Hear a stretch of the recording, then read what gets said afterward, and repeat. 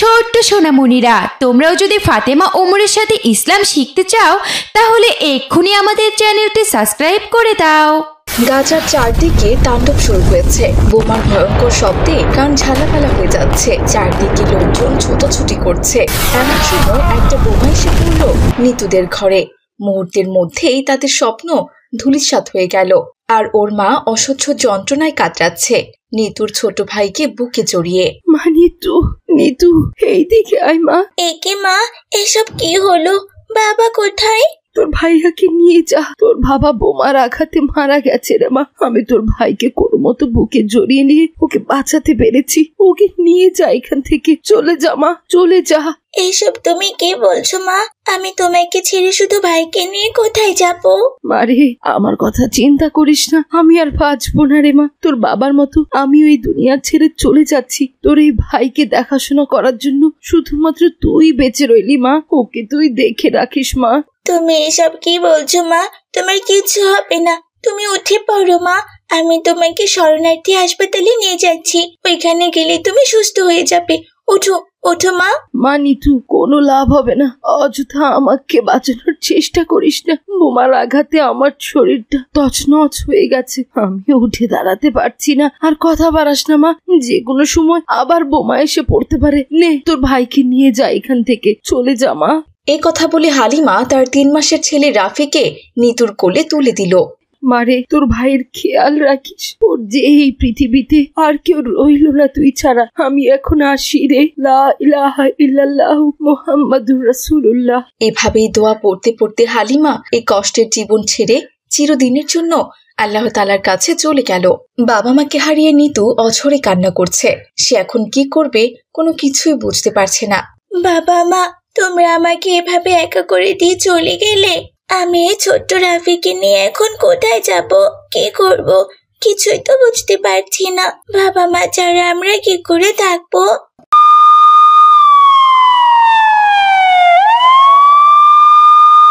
এমন সময় একজন উদ্ধারকর্মী এসে নিতু আর তার ভাইকে সেখান থেকে নিয়ে শরণার্থী শিবিরে চলে গেল। এই যে বোন, তুমি আজ থেকে এখানেই থাকবে। এটাই তোমার ঘর। ভুলেও ওই দিকে যাওয়ার চেষ্টা করো না। ইসরায়েলের দখলদার বাহিনী ওদিকে সেকেন্ডে সেকেন্ডে বোমা ফেলছে। কি বলছেন ভাই? আমরা এখানে থাকবো, কিন্তু খাবো কি? আমার ভাই তো দুধের জন্য কান্না করছে। এত ছোট্ট একজন মানুষকে আমি বাঁচাবো কি করে? আল্লাহ সাহায্য করবে বোন, চিন্তা করো না। কোনো না কোনো ব্যবস্থা হয়ে যাবে। তুমি তোমার ভাইকে রেখে আশেপাশে খোঁজ করো। দেখো, কোথাও না কোথাও দুধ পেয়ে যাবে। আমার হাতে এখন আর সময় নেই বোন। আমাদের যে আরো অনেককেই বাঁচাতে হবে। ধ্বংসস্তূপের নিচে অনেকেই চাপা পড়েছে। তুমি থাকো বোন, আমি আসি। এই কথা বলে উদ্ধারকর্মী সেখান থেকে চলে গেল। এদিকে নিতু তার এই ছোট্ট ভাইকে নিয়ে খুব বড় বিপদে পড়ে গেল। সে একটানা কান্না করেই যাচ্ছে তো করেই যাচ্ছে। ভাইরে, এভাবে কান্না করিস না। তোর কান্নার আমার সহ্য হচ্ছে না। ভাই, তোকে এখন আমি খাবার কোত্থেকে খেতে দিব? মা বাবা কেউ যে আর আমাদের সাথে নেই। তুই এখানে একটু থাক ভাই, আমি দেখি দুধের কোনো ব্যবস্থা করতে পারি কিনা। একাই নিতু তার ভাইকে কান্না অবস্থায় রেখে চলে গেল দুধের খোঁজে। আশেপাশে অনেক খুঁজে এক জায়গায় গিয়ে সে দেখলো একজন মহিলা বোতলে করে একটুখানি দুধ নিয়ে যাচ্ছে। আসসালামু আলাইকুম চাচি, ওই দুধটুকু আমাকে একটু দেবেন? ওয়ালাইকুম আসসালাম। না না, আমি দুধ দিতে পারবো না। আমার বাচ্চা সারাদিন কিছু খায়নি। এই সামান্য দুধটুকু আমি ওকে খাওয়াবো। তুমি অত বড় একটা মেয়ে হয়ে দুধ দিয়ে কি করবে শুনি?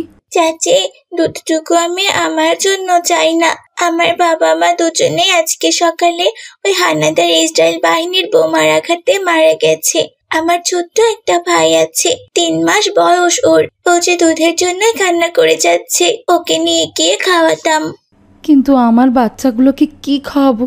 চাচি, আপনি তো বেঁচে আছেন, আপনি তো আপনার বাচ্চাকে বুকের দুধ খাওয়াতে পারবেন বলুন। কিন্তু আমার ভাইয়ের যে কেউ নেই, ও কি করে বাঁচবে বলুন তো? নিতুর এমন কথা শুনে মহিলাটির খুব মায়া হলো। সে নিতুকে দুধটুকু দিয়ে দিল। নাও মা, দুধটুকু নিয়ে গিয়ে তোমার ভাইকে খেতে দাও। এই সামান্য দুধে জানি তোমার ভাইয়ের পেট ভরবে না, তবুও যদি বেঁচে থাকে সেটাই অনেক। আমি আমার বাচ্চাকে আমার বুকের দুধ যতটুকু হয় ততটুকুই খাওয়াবো। এই নাও মা। ধন্যবাদ চাচি। আসসালামু আলাইকুম। ওয়ালাইকুম আসসালাম। এরপর নিতু দুধ নিয়ে দৌড়ে আবারও সেই শরণার্থী শিবিরে চলে গেল। তখনও তার ভাই একা ধারে কেঁদেই চলেছে। দুধ নিয়ে গিয়ে নিতু তার ভাইকে খাওয়ালো। সামান্য দুধ দেখে তার ভাইয়ের কান্না থেমে গেল। এখন তো সামান্য একটু দুধ পেলাম, কিন্তু এতটুকু দুধ দিয়ে তো তোর কিছুই হবে না। তারপর যে কি করব কিছুই বুঝতে পারছি না। তবু এখন দুধটুকু খেয়ে নে ভাই, আমি দেখি আর কিছু ব্যবস্থা করতে পারে কিনা। দুধটুকু তার ভাইকে খাইয়ে আবারও নিতু চলল তার ভাইয়ের খাবারের খোঁজে, কিন্তু এখানে ওখানে খুঁজেও সে কোনো খাবারের সন্ধান করতে পারল না। হে আল্লাহ, ক্ষুধার জ্বালায় যে আমিও আর হাঁটতে পারছি না। ভাইকে আমি কি খাওয়াবো? এখন কি করি? এই অবস্থায় না পারবো আমি নিজে বাঁচতে, আর না পারবো আমার ভাইকে বাঁচাতে। তুমি আমাদের কি শাস্তি দিচ্ছ আল্লাহ? তোমার কি আমাদের প্রতি একটু দয়া হয় না? তুমি তো এর আগে অনেক জালিমদের কঠিন শাস্তি দিয়েছ, তাহলে ওই ইসরায়েলের দখলদার বাহিনীকে কেন দিচ্ছ না? ওরা কেন আমাদের উপর এত অত্যাচার করছে আল্লাহ? আমরা আমাদের নিজ পবিত্র ভূমিতে পরাধীন হয়ে বাস করছি। নিতু যখন এসব বলে কান্না করছিল তখন সেখানে একজন ছেলে আর একজন মেয়ে ক্যামেরা নিয়ে চলে এলো। কি হয়েছে কি বোন, তুমি এভাবে কান্না করছো কেন? তোমার যা কথা আছে আমাদের এই ক্যামেরার সামনে বলো, আর আমরা তোমার কথা রেকর্ড করে সারা দুনিয়া ছড়িয়ে দেব। তাতে আর কি হবে ম্যাডাম? তাতে কি আর কোনো লাভ হবে? সারা দুনিয়ার মুসলিমরা তো জানে ফিলিস্তিনের মুসলমানদের কি অবস্থা চলছে। কে আমাদের জন্য কি করছে বলুন তো? কেউ তো আমাদের জন্য কিছুই করছে না। সবাই তাদের ভোগ বিলাস আর আরামায়েশের জীবন নিয়ে ব্যস্ত, আর আমরা শুধুমাত্র লড়াই করছি, প্রতিদিন মরছি মসজিদুল আকসা আর গাজাকে রক্ষা করার জন্য। গাজার মতোই পবিত্র ভূমি শুধু কি আমাদের একার বলুন তো, নাকি সারা বিশ্বের মুসলিমদের? উত্তরটা আপনিই দিন। মসজিদুল আকসা ছিল আমাদের প্রথম কিবলা, তাহলে এই লড়াই শুধু আমাদের একার কেন করতে হবে? বাকি মুসলমানরা কেন আমাদের সাথে লড়াই করছে না? কেন করছে না জবাব দিতে পারবেন আপনি? বোন, সারা বিশ্বের মুসলমানেরা তো প্রতিবাদ করছে, তারা তো নিজ নিজ জায়গা থেকে এ ব্যাপারে কথা বলছে, কিন্তু ওই ইসরায়েল সরকার তো কিছুতেই দমছে না, জুলুমের মাত্রারও বাড়িয়ে দিচ্ছে। শুধুমাত্র প্রতিবাদ করলে কি আর যুদ্ধ থামবে ম্যাডাম? ইসরায়েলিরা কি এত ভালো মানুষ? আপনি বলুন, কয়টা মুসলিম দেশ প্রতিবাদ করেছে আমাদের জন্য? আমাদের পবিত্র ভূমি সৌদি আরব থেকে তো কোনো প্রতিবাদ আসছে না। তারা শুধু ভোগ বিলাস নাচ গানে মেতে আছে আর পশ্চিমাদের সাথে আনন্দ করে চলছে। সারা বিশ্বের মুসলমানরা প্রতি বছর হজে যায়, কোটি কোটি টাকা সেখানে খরচ করতে হয় তাদেরকে। তাদের দেশের তেল খেজুর সব দেশ কিনে তাদেরকে ধনী দেশ বানিয়ে দিয়েছে, অথচ তারা আমাদের এই বিপদে কোনো সাহায্য করছে না। আমার তো ভাবতেই অবাক লাগছে, ওই দেশে আমাদের প্রিয় নবী হযরত মুহাম্মদ সাল্লাল্লাহু আলাইহি ওয়াসাল্লাম শুয়ে আছেন। তার কথা ভেবে ওদের মনে কি এতটুকু দয়া হচ্ছে না? নিতুর এমন কথা শুনে রিপোর্টার দুজনেরও চোখে পানি চলে এলো। আমরা মনে হয় আর বাঁচতে পারবো না ম্যাডাম। আমাদের ভিডিও রেকর্ড করে কি হবে ম্যাডাম? এই গাজা আস্তে আস্তে শেষ হয়ে যাবে, ধ্বংস হবে মসজিদুল আকসা, একটা পুরো মুসলিম জাতি শেষ হয়ে যাবে। কিন্তু দুনিয়ার সকল মুসলিম চুপ করে বসে থাকবে, তাদের হৃদয়ে কোনো রক্তক্ষরণ হবে না। তাই আমাদের এইভাবেই ধুকে ধুকে মরতে দিন। আমরা মৃত্যুর পর কি আল্লাহ তাআলার কাছে বিচার দিব যে কে আমাদের জন্য কি করেছে। আমাদের এই দুঃখ কষ্ট আপনাদের তুলে ধরার দরকার নেই ম্যাডাম। আমি আমার ভাইকে বিছানায় শুয়ে রেখে এসেছি, মাত্র 3 মাসের ছোট্ট বাচ্চা সে। আজ সকালে আমি আমার বাবা মাকে হারিয়েছি, আমরা যে এখন এতিম। 1 ফোঁটা দুধের জন্য আমার ভাইটা ছটফট করে কান্না করছে। আমিও কাল থেকে কিছু খাইনি। এভাবে কি আর বেঁচে থাকা যায় বলুন? কিন্তু এই কান্না কারো কাছে পৌঁছাবে না। এভাবেই নিতু কাঁদতে কাঁদতে সেখান থেকে চলে যায়। ছোট্ট মেয়ের এমন কথা শুনে সাংবাদিক ভাই বোন দুজনেই তাদের মুখের ভাষা হারিয়ে ফেলে। তারা কি বলবে কোনো কিছুই বুঝতে পারছিল না। তবুও সেই ভিডিওটা তারা ইন্টারনেটে আপলোড করে দেয়। মুহূর্তেই সেই ভিডিও পুরো বিশ্বে ছড়িয়ে পড়ে। 1 ফোঁটা দুধের জন্য আমার ভাইটা ছটফট করে কান্না করছে। আমিও কাল থেকে কিছু খাইনি। এভাবে কি আর বেঁচে থাকা যায় বলুন? কিন্তু এই কান্না কারো কাছে পৌঁছাবে না। ফাতিমা, ফাতিমা, এই দেখো দেখো, নিতু নামের এই ফিলিস্তিনি বোনটি কিভাবে কান্না করছে। সে আমাদের নামে অভিযোগ করছে, ওর কান্না দেখে আমারও কান্না চলে এসেছে। মিলি, নিতু মন্দ কি বলেছে? প্রতিনিয়ত ফিলিস্তিনে আমাদের ভাই বোনেরা এভাবে তাদের বাবা মাকে হারিয়ে ফেলছে। চোখের সামনে তাদের বাবা মা ভাই বোনেরা তাদেরকে ছেড়ে চলে যাচ্ছে, কিন্তু আমরা কোনো কিছুই করতে পারছি না। আমাদের মুসলিম জাতি হিসেবে এটা তো খুব বড় লজ্জার। সে তো আমাদের কাজ করায় তুলবেই। হ্যাঁ ফাতেমা, নিতু তো ঠিক কথাই বলেছে। এই বিশ্বে তো অনেক বড় বড় মুসলিম দেশ আছে, তারা যদি শক্তভাবে রুখে দাঁড়ায় তাহলে ইসরায়েলি সরকার যুদ্ধ থামাতে অবশ্যই ব্যর্থ হবে। কিন্তু সেভাবে কেউ কিছু বলছে না, সামান্য প্রতিবাদ করেই থেমে যাচ্ছে। এইভাবে কি এই মরণ যুদ্ধ থামবে? সেটাই মিলি, কবে যে আল্লাহ তাআলা ওই জালিমদের হাত থেকে আমাদের ফিলিস্তিনি ভাই বোনদের রক্ষা করবেন জানি না। আল্লাহ, তুমি ফিলিস্তিনি ভাই বোনদের রক্ষা করো আল্লাহ। এদিকে ওমরও ভিডিওটি দেখে মন খারাপ করে বসে আছে। তখনই সেখানে মাহাদি চলে এলো। আসসালামু আলাইকুম ভাই ওমর, কি ব্যাপার, তোমার মন খারাপ কেন? ওয়ালাইকুম আসসালাম ভাই মাহাদি। মন খারাপ না হয়ে কি আর উপায় আছে? ফিলিস্তিনি ভাই বোনদের উপর যা অত্যাচার হচ্ছে, একটু আগে একটা ভিডিও দেখে মনটা ভীষণ খারাপ হয়ে গেল। মাহাদি, এই দেখো ভাই। ও, এই ভিডিওটা, এইটা তো আমি কাল রাতেই দেখেছি ভাই ওমর। আমারও খুব খারাপ লেগেছে, সারা রাত ঘুমোতে পারিনি। এভাবে কি কোনো জাতিকে কেউ অত্যাচার করতে পারে? আর ওই বোনটি তো ঠিক কথাই বলেছে, গাজা তো শুধু ওদের একার সম্পত্তি না, গাজা তো পুরো মুসলিম বিশ্বের। তাহলে মুসলিম বিশ্বগুলো এখনো কেন হাত গুটিয়ে বসে আছে আমি বুঝতে পারছি না। সবাই তো নিজ নিজ স্বার্থের জন্য বিক্রি হয়ে গেছে ভাই মাহাদি। পশ্চিমাদের সাথে তারা রমরমা ব্যবসা করছে। যদি পশ্চিমারা তাদের সাথে ব্যবসা করা বন্ধ করে দেয়, সেই ভয়ে এইসব চিন্তা করার জন্য কেউ কি আছে? এমনকি আমাদের পবিত্র ভূমি সৌদি আরব, তারাও তো কিছু বলছে না। যে দেশে আমাদের নবী করিম সাল্লাল্লাহু আলাইহি সাল্লাম শুয়ে আছেন, তিনি তার উম্মতের জন্য কত রক্ত ঝরিয়েছেন, সেই দেশের মানুষের এমন নীরবতা দেখে খুবই খারাপ লাগছে। হ্যাঁ ভাই, তারা তো এখন ভোগ বিলাসে মেতে থাকে, লাখ লাখ ডলার দিয়ে বিভিন্ন নাচ গানের অনুষ্ঠান করছে, অমুসলিমদের সাথে ব্যবসা বাণিজ্য করছে। আর মুসলমানরা প্রতিনিয়ত যে মারা যাচ্ছে সেই বিষয়ে কোনো ভ্রুক্ষেপ নেই। হে আল্লাহ, তুমি তোমার কারিশমা দেখাও। তুমি মুসলিম বিশ্বের সবাইকে হেদায়েত দান করো, তাদেরকে প্রতিবাদী হওয়ার তৌফিক দান করো, আর গাজার ওই নিরীহ মানুষজনকে রক্ষা করো। আল্লাহ, রক্ষা করো, আমিন। এভাবে মাহাদি আর ওমর আফসোস করে কথাগুলো বলছিল। হ্যাঁ, এটাই বাস্তব। গাজার মানুষেরা যে কতটা কষ্টে আছে এটাই তাদের প্রতিদিনের চিত্র।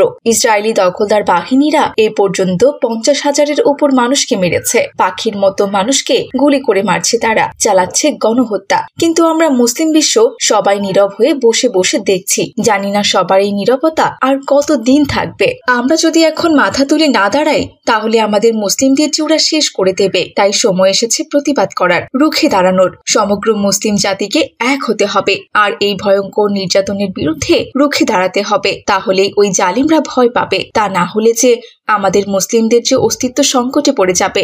আল্লাহ তাআলা আমাদের সবাইকে প্রতিবাদী হওয়ার তৌফিক দান করুন, আমিন।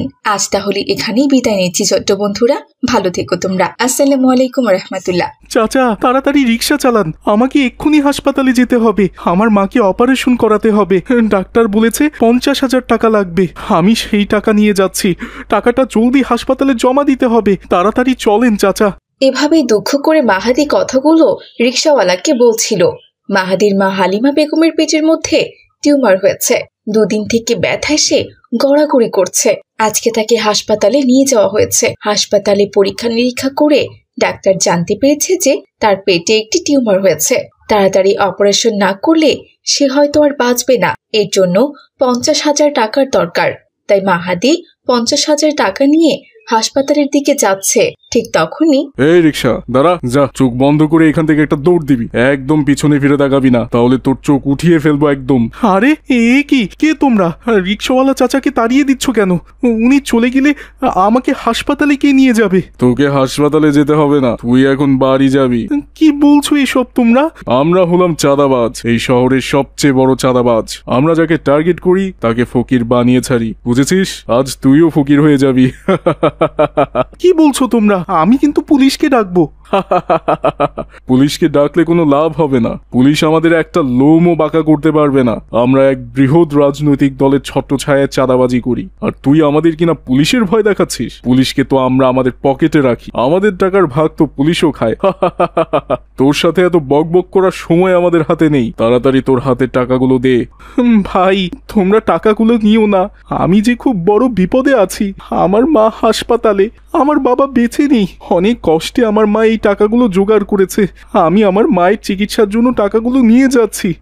টাকাগুলো আমাকে ফিরিয়ে দাও ভাই, ফিরিয়ে দাও। এই হারামজাদা, তুই কি এখান থেকে যাবি নাকি এই পিস্তল দিয়ে গুলি করে তোর পেট ফুটো করে দেবো বল? তোমরা আমাকে মেরে ফেলো, তবুও কারো দ্বারা টাকাটা হাসপাতালে পৌঁছে দাও। এই টাকা না পেলে যে আমার মা বাঁচবে না। তোমাদের পায়ে ধরছি ভাই, আমাকে টাকাটা দিয়ে দাও, দিয়ে দাও আমার টাকাটা। এই পা ছেড়ে দে, ছেড়ে দে বলছি। আচ্ছা বিপদে পড়লাম তো। এই বলটু, এখন কি করা যায় বলতো? ওস্তাদ, এই বেটা তো দেখছি নাসরবান্দা, এভাবে কাজ হবে না। ওকে আমরা ওই রিক্সার সাথে বেঁধে রেখে চলে যাই। তোমরা এই কাজ করো না, আমি যে খুব বড় বিপদে পড়ে যাব। আমাকে ছেড়ে দাও, আমি পরে আমাদের বাড়ি ঘর সব বিক্রি করে তোমাদের টাকা দিব। আপাতত এই টাকাটা আমাকে নিয়ে যেতে দাও ভাই, তা না হলে আমার মা বাঁচবে না। মাহাদির এমন করুণ চিৎকার, চেঁচামেচি, কান্না কোনোটাই চাঁদাবাজদের মন গলাতে পারল না। চাঁদাবাজরা মাহাদিকে রিকশার সাথে বেঁধে তার মায়ের অপারেশনের 50,000 টাকা নিয়ে মোটরসাইকেলে করে দ্রুত সেখান থেকে পালিয়ে গেল। দাঁড়াও ভাই, দাঁড়াও, যেও না, তোমরা আমার টাকা নিয়ে যেও না, দিয়ে যাও, দিয়ে যাও। ঠিক তখনই ওই পথ দিয়ে ফাতেমা আর মিলি মাদ্রাসা থেকে বাড়ি ফিরছিল। ফাতেমা, ওই দেখো দেখো, ওটা মাহাদি ভাইয়া না? কে যেন তাকে রিক্সার সাথে বেঁধে রেখেছে। মাহাদি ভাইয়া কান্না করছে। আরে তাই তো, ওটা তো মাহাদি ভাইয়াই। কিন্তু মাহাদি ভাইয়াকে রিক্সায় কে বেঁধে রাখলো? তাড়াতাড়ি চলো মিলি। এরপর মিলি আর ফাতেমা দ্রুত সেখানে গিয়ে মাহাদির বাঁধন খুলে দিল, কিন্তু তখনও মাহাদির চোখ দিয়ে অশ্রু ঝরছিল। এটা দেখে ফাতেমা বলল, কি হয়েছে মাহাদি ভাইয়া? তোমাকে রিক্সার সাথে কে বেঁধে রেখেছে? আর তাছাড়া তুমি কান্না করছো কেন? রিক্সাওয়ালা চাচা কোথায়? ফাতেমা, আমার যে বড় সর্বনাশ হয়ে গেছে, আমি যে আমার মাকে বাঁচাতে পারলাম না। কি সর্বনাশ হয়েছে মাহাদি ভাইয়া? বলো, খুলে বলো আমাদেরকে। তুমি কান্না কেন করছো? আর আন্টিরই বা কি হয়েছে? আমার মায়ের পেটে বড় একটা টিউমার হয়েছে। গত 2 দিন থেকে ব্যথায় গড়াগড়ি করছিল। আজকে আমি তাকে হাসপাতালে নিয়ে গেছি। ডাক্তার বলেছে দ্রুত টিউমারটা অপারেশন করতে হবে, না হলে আমার মাকে বাঁচানো যাবে না। তার জন্য 50,000 টাকা লাগবে। মায়ের সারা জীবনের জমানো 50,000 টাকা সঞ্চয় ছিল। সেই টাকা নিয়ে আমি হাসপাতালে যাচ্ছিলাম, কিন্তু রাস্তায় চাঁদাবাজরা সেই টাকা কেড়ে নিয়ে আমাকে রিক্সার সাথে বেঁধে রেখে চলে গেছে। এখন আমার মায়ের কি হবে? আমার মা মনে হয় এতক্ষণে দুনিয়া ছেড়ে চলে গেছে। কি বলছো মাহাদি ভাইয়া? আন্টি অসুস্থ? এই জন্যই তো কাল ওমর ভাইয়া বলছিল তুমি নাকি আজ 3 দিন ধরে স্কুলে যাচ্ছ না। আচ্ছা আচ্ছা, এখানে কান্না করে লাভ নেই। তাড়াতাড়ি আমার সাথে আমাদের বাসায় চলো ভাইয়া। তোমাদের বাসায় গিয়ে আমার কি হবে ফাতেমা? আমার এখন হাসপাতালে যেতে হবে। কিডনি বিক্রি করে হলেও আমার মায়ের চিকিৎসা করাতে হবে। তোমরা বাড়ি যাও, আমি হাসপাতালে যাচ্ছি। কে যে বলো না মাহাদি ভাইয়া, কিডনি বিক্রি করতে হবে কেন? আমরা আছি না, প্রতিবেশীরা থাকতে তোমাকে কিডনি বিক্রি করতে হবে না। তুমি আমাদের সাথে বাসায় চলো তো, আমরা ঠিক একটা ব্যবস্থা করে নেব। ফাতেমা ও মিলি জোর করে মাহাদিকে নিয়ে তাদের বাসায় চলে গেল। আর বাসায় গিয়ে ফাতেমা সমস্ত কথা তার বাবা মা ও ওমরকে খুলে বলল। এ কি মাহাদি, তুমি ওমরের বন্ধু? তোমার মায়ের এত বড় একটি রোগ হয়েছে আর তুমি আমাদেরকে জানাওনি? নাকি আমাদের তোমরা পর ভাবো বলো তো? তুমি আমাদের বললে আমরা কি তোমার বিপদে এগিয়ে যেতাম না? আমরা তোমার সাথে থাকলে আজ তোমার এত বড় ক্ষতি হতো না। আন্টি, মায়ের এত বড় অসুস্থতার কথা শুনে মাথা আমার ঠিক ছিল না। কি করব কিছুই বুঝতে পারছিলাম না, তাই কাউকে জানাতে পারিনি। কিন্তু এখন তো সবকিছু শেষ হয়ে গেল আন্টি, আমি তো আমার মাকে বাঁচাতে পারবো না। এ কি বলছো? তুমি তোমার মাকে বাঁচাতে পারবে না কেন? আমরা কি মরে গিয়েছি? আয়েশা, জলদি যাও, সিন্দুকের ভেতর থেকে 50,000 টাকা নিয়ে এসো। আমি ওমর আর মাহাদি এক্ষুনি যাচ্ছি হাসপাতালে। বাবা মাহাদি, তোমার মায়ের কিচ্ছু হবে না। ঠিক আছে, আমি এক্ষুনি আনছি। ধন্যবাদ ফাতেমা মিলি।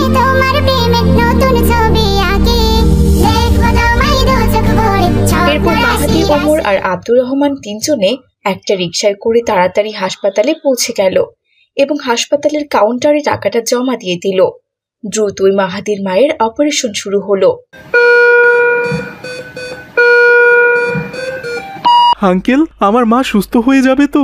হ্যাঁ মাহাদি, শতভাগ তিনি এখন সুস্থ হয়ে যাবেন। তুমি কোনো চিন্তা করো না, তুমি শুধু আল্লাহর কাছে দোয়া করো, আল্লাহ যেন তাকে দ্রুততম সময়ের মধ্যে সুস্থ করে দেন। প্রায় 2 ঘন্টা ধরে অপারেশনের পর মাহাদির মায়ের পেট থেকে টিউমারটা অপসারণ করা হলো।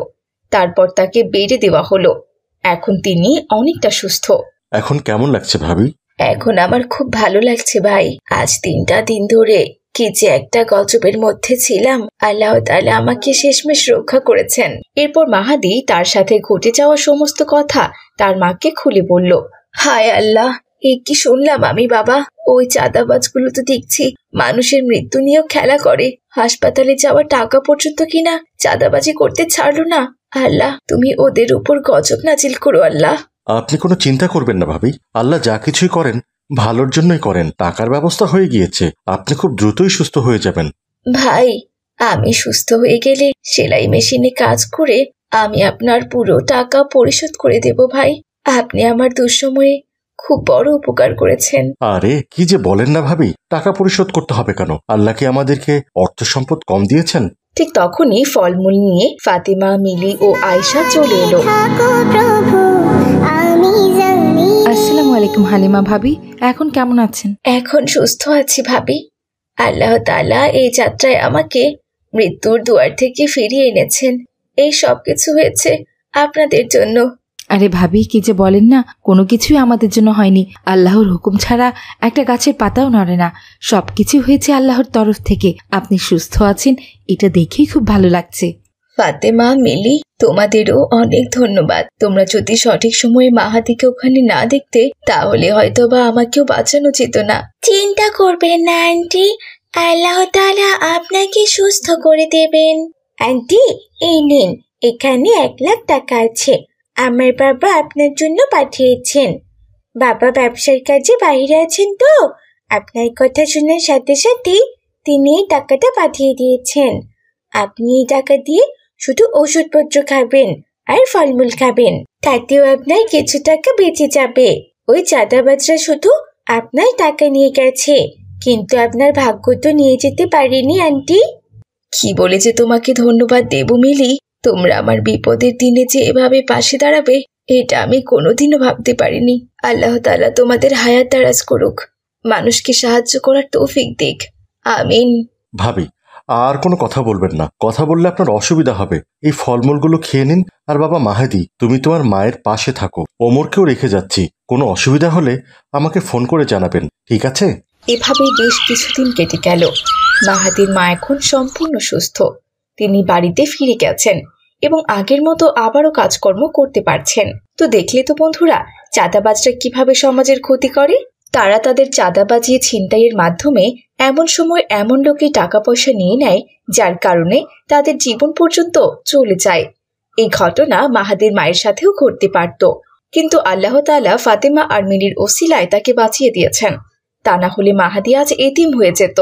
কিন্তু এখন থেকে আমাদের দেশের মানুষকে চাঁদাবাজি, ছিনতাইয়ের বিরুদ্ধে রুখে দাঁড়াতে হবে, যেন কেউ এসব করার সাহস না পায়। সবসময় এগুলোর বিরুদ্ধে প্রতিবাদ করতে হবে, তাহলেই চাঁদাবাজি, ছিনতাই এসব আমাদের সমাজ থেকে কমে যাবে। আজ তাহলে এখানেই বিদায় নিচ্ছি ছোট্ট বন্ধুরা। ভালো থেকো তোমরা। আসসালামু আলাইকুম ওয়া রাহমাতুল্লাহ।